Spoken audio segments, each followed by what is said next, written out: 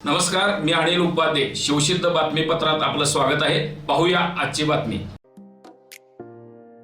जुनाट आजार, पोटाचे आजार, गुडघेदुखी, सांधेदुखी, कंबरदुखी, बीपी, शुगर, कफ, मूळव्याध, हातापायात मुंग्या येणे, डोळ्यांचे आजार, स्पॉन्डिलोसिस अशा अनेक जुनाट आजारांवर विना ऑपरेशन, विना दुष्परिणाम, कायमस्वरूपी उपचार करणारे डॉक्टर शार्दूल ससे यांचे गांधीनगरमधील मोहिते मळ्यात असणाऱ्या आरोग्य ॲक्युपॉइंट सेंटरमध्ये दुपारी 4 ते रात्री 9 या वेळेत आणि कोल्हापूर कळंब्यातील दत्तोबा शिंदे नगरामध्ये दररोज सकाळी 7 ते दुपारी 1 वाजेपर्यंत अवश्य भेट द्या.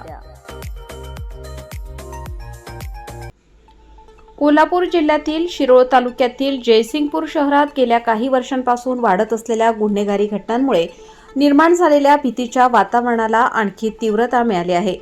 दिनांक 6 डिसेंबर रोजी दुपारी गल्ली नंबर 11 इथं पुंडलिक गाडीवडर या व्यक्तीने शाहरुख मुजावर आणि आकाश नलवडे यांच्यावर चाकूने जीवघेणा हल्ला केल्याची गंभीर घटना घडली. दुपारच्या सुमारास झालेल्या या प्रकारामुळे कायदा सुव्यवस्थेवर मोठे प्रश्नचिन्ह उपस्थित झाले आहे. हल्ल्यानंतर गंभीर जखमी अवस्थेत असलेला आकाश नलवडे स्वतः पोलीस स्टेशनकडे धावत पोहोचला.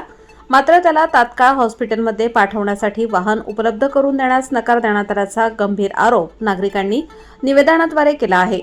या निष्काळजीपणामुळे जखमी युवकाचा जीव धोक्यात आला असण्याची शक्यता व्यक्त करण्यात आली.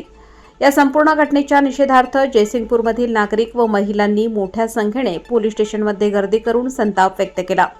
पोलीस निरीक्षक सत्यवान हाक्के यांना दिलेल्या निवेदनात आरोपी पुंडलिक गाडीवडर याच्यावर तात्काळ गंभीर गुन्हा दाखल करून अटक करावी, त्याचे पूर्वीचे गुन्हे तपासून त्याला जयसिंगपूर व कोल्हापूर जिल्ह्यातून हद्दपार करावे अशी मागणी करण्यात आली.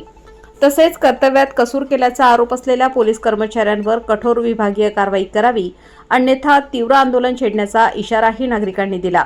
या घटनेनंतर शहरात भीतीचे वातावरण अधिक गडद झाले असून सर्वसामान्य नागरिकांच्या सुरक्षिततेचा प्रश्न पुन्हा ऐरणीवर आला आहे.